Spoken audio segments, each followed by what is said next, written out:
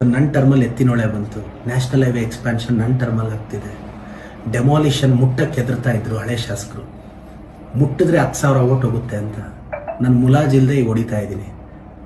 10,000 ಓಟಿಗೆ ನನ್ನ ತಲೆನೇ ಕೆಡಿಸ್ಕೊಳ್ತಿಲ್ಲ. ಆ ಡೆಮಾಲಿಷನ್ ಮುಟ್ಟಿದ್ರೆ 10,000 ಓಟ್ ಡ್ಯಾಮೇಜ್ ಸ್ಟ್ರೈಟ್ ಅವೇ. ಇದು ನನಗೆ ಗೊತ್ತಿಲ್ಲದೆ ಅಲ್ಲ, 50 ವರ್ಷದಿಂದ ಅದನ್ನ ಮುಟ್ಟಕ್ಕೆ ಹೆದರ್ತಿದ್ದಾರೆ MLAಗಳು. ನಾನು ಫಸ್ಟ್ ನೋಟಿಸ್ ಸರ್ವ್ ಮಾಡಿದ್ದೀನಿ. ಏನಾಗುತ್ತೆ? 2.5 ಲಕ್ಷ ಜನ ಡಿಸೈಡ್ ಮಾಡೋದು ಒಬ್ಬ ನಾಳೆ ಬರೋಣ, 10,000 ಜನ ಅಲ್ಲ. ಹಂಗೆ ಅಂತ ಅದನ್ನ ನಿಲ್ಸಕ್ಕಾಗತ್ತಾ? ಸಂಧಿಗಳಲ್ಲಿ ಇವತ್ತು 1 ಅವರ್ ಟ್ರಾಫಿಕ್ ಜಾಮ್ ಆಗುತ್ತೆ ಕೆಲವು ಕಡೆ ನಗರದಲ್ಲಿ. ನಾನು ಚಿಕ್ಕಬಳ್ಳಾಪುರನ ಎಲ್ಲರ ಥರ ಏನೋ ನನ್ನ ಟರ್ಮಲ್ಲಿ ಒಂದು ವಿಷನ್ ಇಟ್ಕೊಂಡು ನಾಳೆ ನಾನು ಎಷ್ಟು ಸಲ MLA ಆಗಿರ್ತೀನೋ ಎಷ್ಟು ಸಲ ಆಗಲ್ವೋ ಸೆಕೆಂಡ್ರಿ, ಬಟ್ ನೆಕ್ಸ್ಟ್ ಲೀಡರ್ಸ್ಗೆ ದಾರಿ ಹಾಕ್ಕೊಡ್ಬೇಕು. ಆವತ್ತೇ ಸಿಟಿ.